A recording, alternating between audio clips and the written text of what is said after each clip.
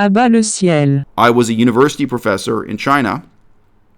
I think every single student I had, and I had hundreds in total in 2 semesters in China, every single student I had got a lecture on veganism from me.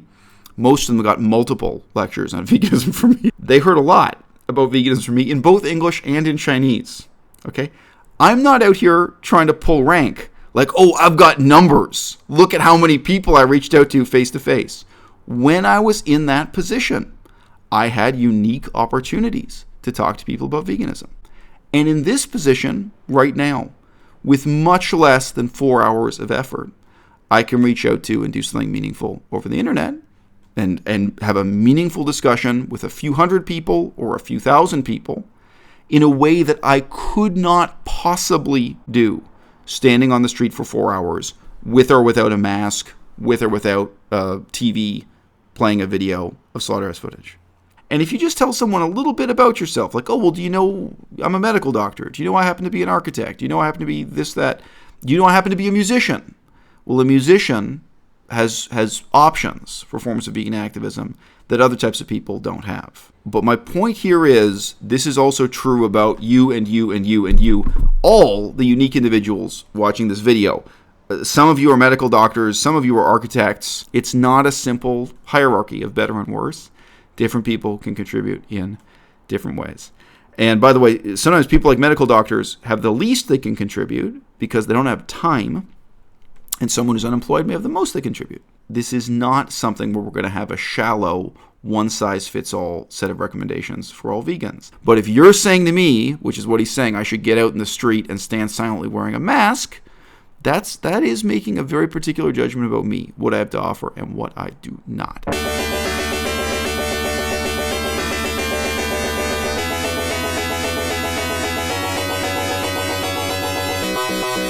À-bas-le-ciel. Why do any of us come on the internet in the first place anyway? Yeah, one reason is to make friends, another is to make enemies, exchange information, get work done, learn languages. One of the functions of the internet that's unlike listening to the radio or reading the newspaper or other forms of media is that feeling of, oh, it's not just me. I'm not the only one. So you've probably already noticed that the thumbnail image for this video, the cover image that first popped up, does not show a picture of me. We're about to cut to a few clips from another YouTube channel, and you're going to see that this guy, from his own perspective, makes a lot of the same points that I've made myself recently on this channel. Yeah, I'm not the only one, and I know from the comment section of my earlier videos, and just even from the thumbs up and the emails and a lot of the communication I've been getting, I know I'm not the only one to feel these concerns, to raise these red flags about some of the things that have been going on in street activism and the vegan movement. With that having been said, it's constructive criticism, steel sharpens steel, and we can all get sharper from this exchange of views, moving ahead towards, I hope, a better and brighter future for the vegan movement. After this clip, we're going to come back. I'm going to read and respond to a comment from one of my viewers. He's doing something I used to get all the time, more like 2 years ago, basically criticizing my right to criticize. It's a thing that goes on in veganism. And we're going to wrap it up with a brief positive statement about who I am, who you are, and how we personally can do our part moving forward with the movement. One of the things that I really found uncomfortable was the use of the Guy Fawkes mask. I know in modern culture that represents anonymous, which is sort of like, hey, we're doing good things, but we're anonymous, like we're on the internet and we're stopping bad things and we're anonymous. Guy Fawkes is a guy who, the mask is supposed to be portraying, is a guy who tried to blow up the British Parliament buildings. And he did that because he didn't like that they had gone Protestant and he was Catholic. So he thought if he blew up the Parliament, he could switch things around and get Catholics back in there. So there's a lot of religious overtones to the appearance of Guy Fawkes that I think modern people or sort of contemporary people, when they use the mask, don't really get.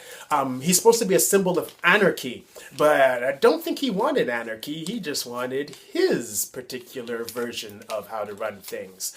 So I'm uncomfortable with that. I'm a vegan. I make all these videos about being vegan. I am not hiding my face. This is my face. And it's a vegan face. And I'm proud of being vegetarian for 20 years, vegan for 20 more, so at least 40 years of caring about the environment. And that's really good. I feel good about that. It's an emotional choice, but it's also a mental choice. I think I can defend my position without relying on, oh, look at the poor animals. I don't think that shock tactics work. I don't think if the, oh, look at the poor animal tactic works. I think those sort of really emotional responses are short term in duration. I would love to see and love to talk to someone who's been vegan for 10 years. I didn't find anyone at the protest who came close to that. And maybe there are, and maybe I need to hear from them, but there wasn't anyone in the protest who had been vegan for an extremely long period of time. So it's interesting, I think, would be to see what happens to this sort of like, oh, I feel sorry for the animals when you're looking at a 10, 12, 20-year commitment to veganism. I am uncomfortable with the tactics that sort of say you should feel a certain way. I think emotion is an important part of our response to making a healthy lifestyle choice, to treating others and treating the planet fairly. But emotion is part of that. I think there's also an intellectual or mental response where you make an informed decision that feels good for you and feels like the right thing to do. So it's the moral with the mental that go hand in hand. I don't think fear works for a long-term motivator. I don't think shock works for a long-term motivator. And so those are some of my concerns with their tactics. I think it's great that they're raising the debate about veganism, and I was excited to see them down on English Bay. Long before I started this YouTube channel, I advocated veganism on a blog called Vegan Mind Tricks.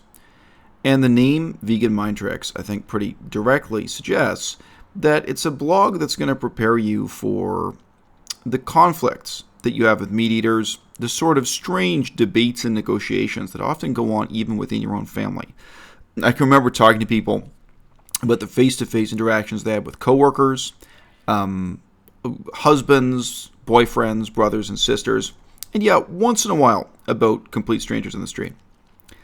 But the truth is, there's another important category for vegan mind tricks, and that is vegans dealing with other vegans. A lot of us, a lot of our time and energy goes into managing the kind of hostility and, frankly, emotional sabotage that vegans use against other vegans. Vegans try to denigrate and demotivate one another, tell one another that their efforts are worthless.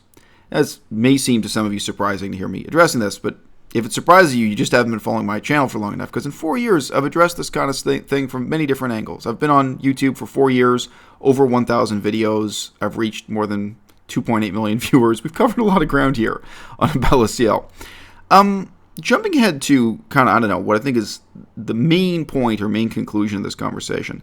Look at the text here that's in bold in yellow. Whatever my positive contribution to the movement may be, it won't thus be imitating the failures of others, nor the derivative content of others. I think what I meant to say was, I won't be derivative of other people's content, but it's true. I also mean that I don't want to be derivative of other content that's derivative in itself. All right. I say, you may not know this about me. I speak Chinese. I'm currently working very hard to improve my ability in Chinese after 2 years living in China, studying very intensively. And I was in a Chinese language program at University of Victoria, blah, blah, blah, long story. For years, I studied other languages, Cambodian, Laotian, Thai, Korean, Ojibwe. The advice you're giving doesn't reflect anything about my unique contribution to the movement, potential or actual. Whereas, and then I give a link to 2 different sets of videos that tell you quite a lot about what my unique contribution is or has been, and potentially what it could be.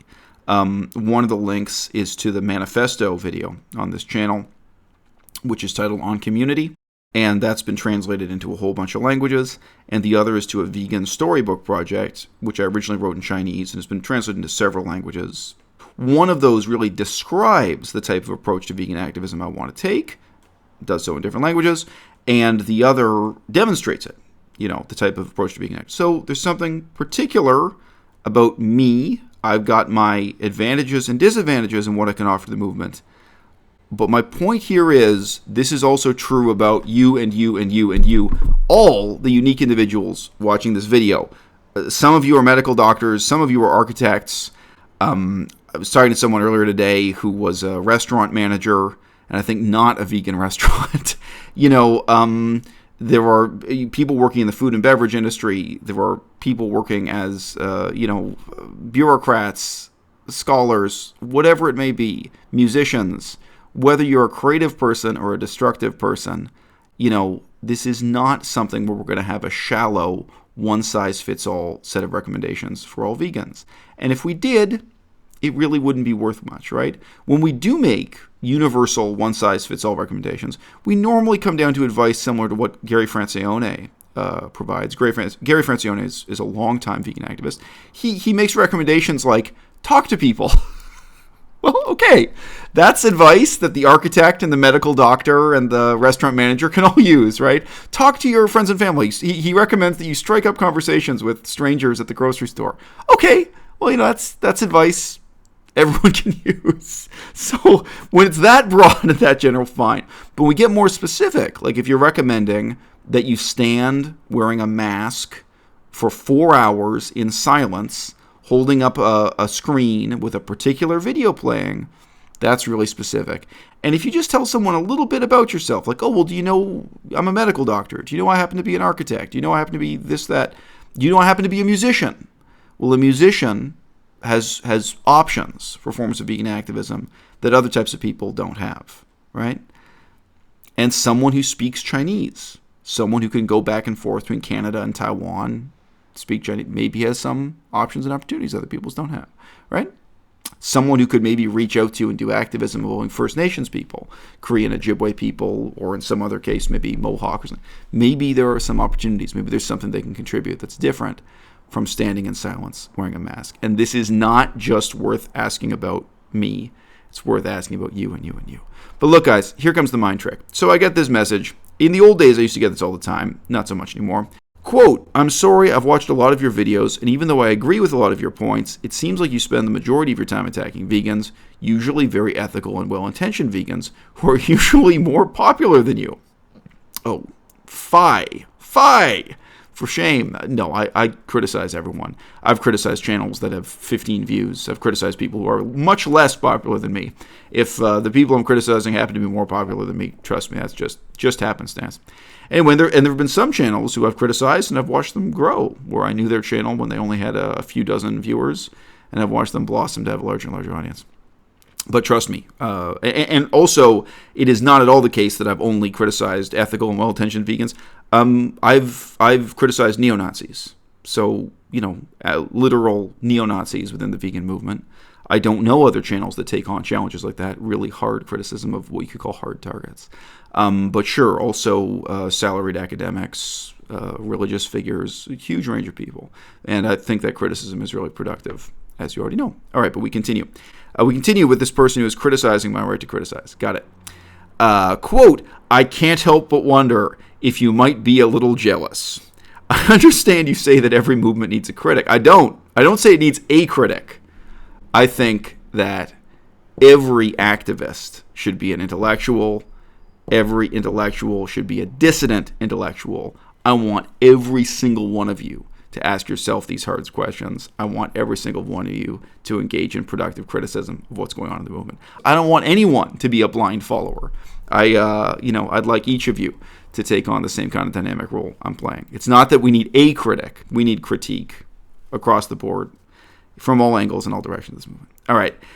I understand you say that every movement needs a critic. Yes, fine. But also, shouldn't we as ethical vegans be trying to expose McDonald's CEOs and real true animal abusers and exploiters rather than the few ethical vegan activists animals have on their side? And sorry, we lost a couple words here.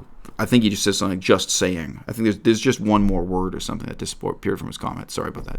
You'll see what he's setting me up for here. You'll see what his next comment is.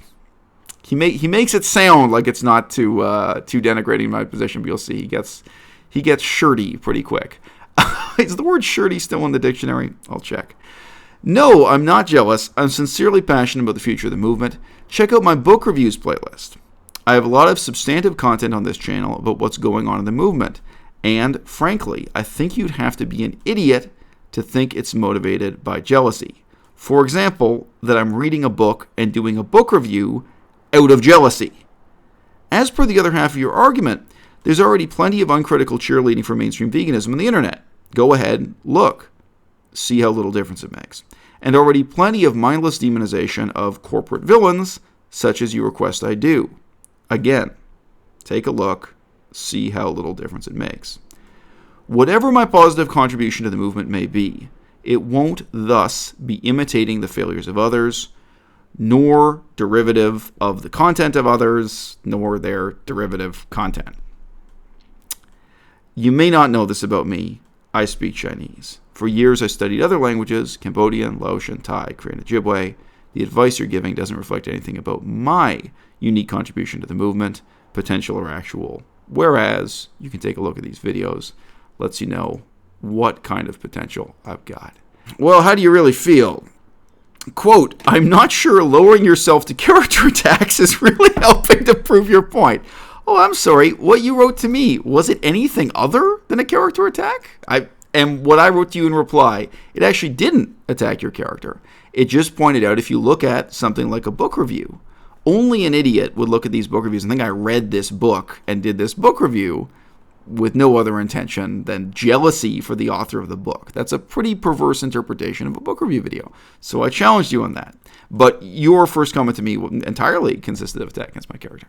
You said that what I'm doing here is motivated by jealousy. Calling me an idiot does not really help to further our shared cause, ethical veganism. Nor does it help to prove your quote-unquote superior intelligence. Oh, who was making any such claim? Apparently you're ascribing that argument to me. I didn't see anything of the kind. I feel like you have a lot of ego wrapped up in this and not a lot of heart. Just my humble opinion. It's great that you speak Chinese, Cambodian, Laotian, Thai, Korean, Ojibwe. I applaud your contribution, and I do think this is quite impressive, and I certainly cannot say I can do the same. Maybe someday I will be as smart as you. So just note what he's doing here. Intentionally or unintentionally, he's utterly missing the point of my comment. The point of my comment isn't that everyone can learn Chinese. Believe me, I don't think everyone can learn Chinese. I've even talked about this at length. I don't think everyone can learn Cree or Ojibwe or those languages. The point is to recognize different people are going to have different unique contributions they can make to the present and future of the movement. Whether you are a medical doctor or an architect or a musician or unemployed, different people are going to have different things they can do. Or you're a parent who's obsessively researching how to get enough nutrients and vitamins to your newborn baby. I mean, there are people who are especially in the parenting lane or the health sciences lane. There are different approaches. Different people are going to have something to contribute.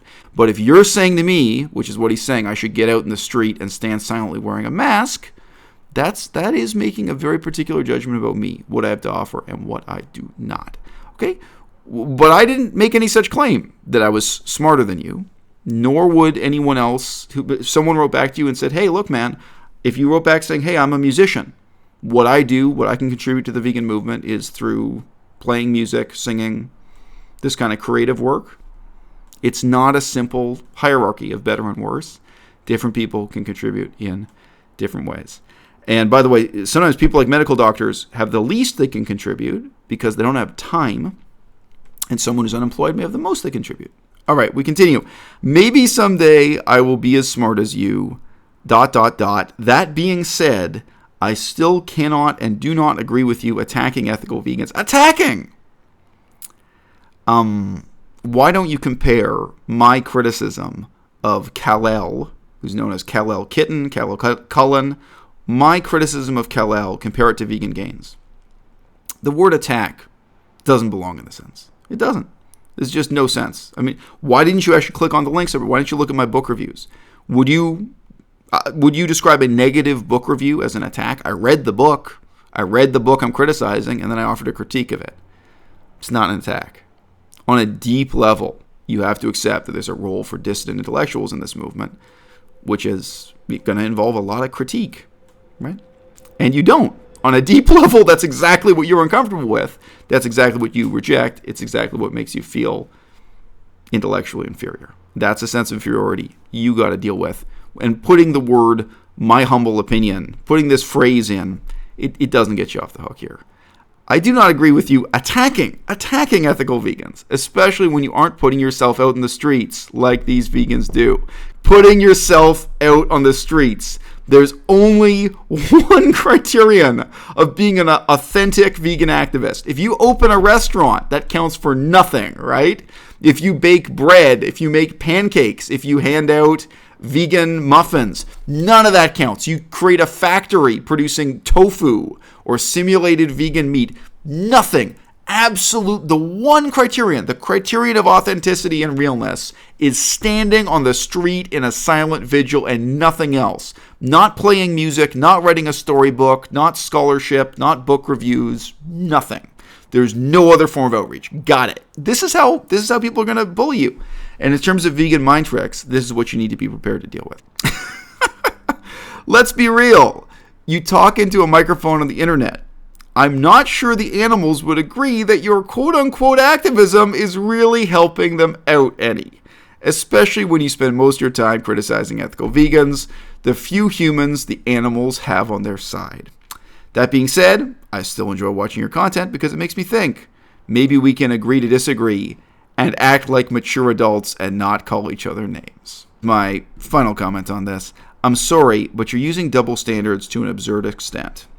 I don't say, quote, I did humanitarian work in Cambodia and Laos, therefore, who are you to have an opinion?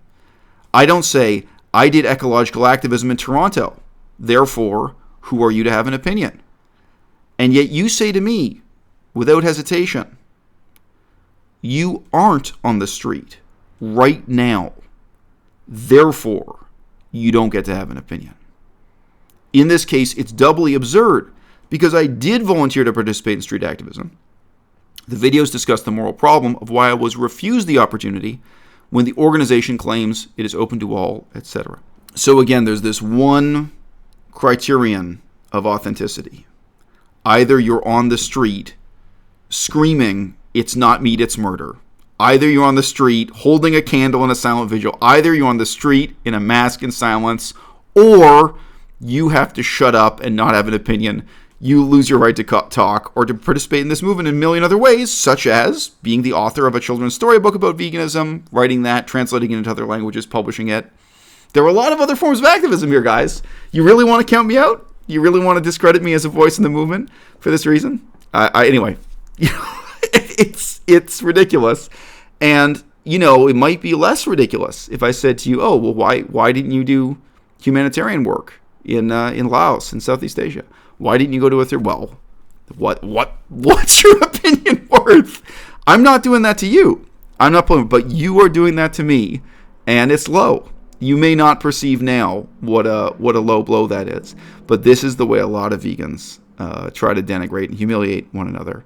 Really try to destroy the little bit of motivation that other vegans have to do something positive in the way that they can within the movement. Again, whether that's as a musician, a medical doctor, an architect, unemployed person, whatever it may be, whatever your limitations are, whatever advantages and disadvantages you've got to work within. Okay. Quote, let's be real. You talk into a microphone on the internet. I'm not sure the animals would agree that your activism is really helping them out any. Close quote. Don't use a double standard. My YouTube channel has reached over 2.8 million viewers total. Do you think I could have reached an equal number of people by standing on the street silently for 4 hours at a time? Do you think my interaction with any of those people on the street would have been as meaningful and as in-depth as the influence I've had on people via YouTube, even, for example, just through those book review videos? I'm sorry, but you and I don't share a cause. We're on opposite sides. The difference is that you don't realize it, and I do. So guys, this comes back to Gary Francione's encouraging and simple concept of vegan activism. He says, just talk to people. Talk to your coworkers. Talk to the strangers you happen to bump into at the grocery store. And there is something kind of sweet in Gary Francione's faith in this form of activism. Just everyday outreach with the people who happen to stumble into your life. And I do that. I mean, I can give an example. I was a university professor in China. I think every single student I had, and I had hundreds in total in 2 semesters in China, every single student I had got a lecture on veganism from me. Most of them got multiple lectures on veganism from me. It depends which session they signed up for, sort of thing, whether or not they were in the extra credit club, the English language practice club that met after class and this kind of thing. They heard a lot about veganism from me in both English and in Chinese. Okay? I'm not out here trying to pull rank. Like, oh, I've got numbers. Look at how many people I reached out to face to face. When I was in that position, I had unique opportunities to talk to people about veganism.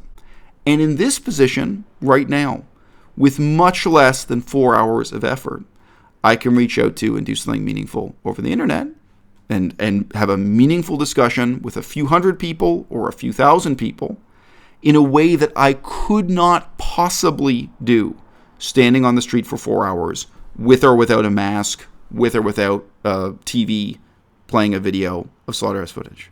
All right? So that's the reality of the situation we're in. Guys, this is the sad fact in 2018.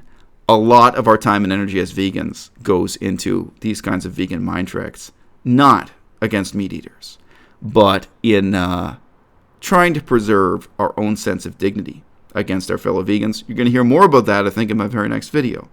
Because the reality is, unlike someone like Kal-El Cullen, unlike someone like Gary Yourofsky even, I really have had to stand up against extraordinary defamation, extraordinary hostility, and attacks, including, yes, real physical threats of violence from my fellow vegans. And guess what, folks? I'm still here. I hope that in the next year on this channel, you guys will stay here with me.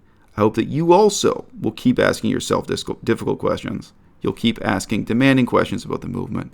And together, stumbling ahead in the darkness, we're going to find a better future for veganism, a better future for ecology, a better future for the animals, a better future for the planet. But we're going to find it by asking ourselves and others a lot of hard questions. À-bas-le-ciel.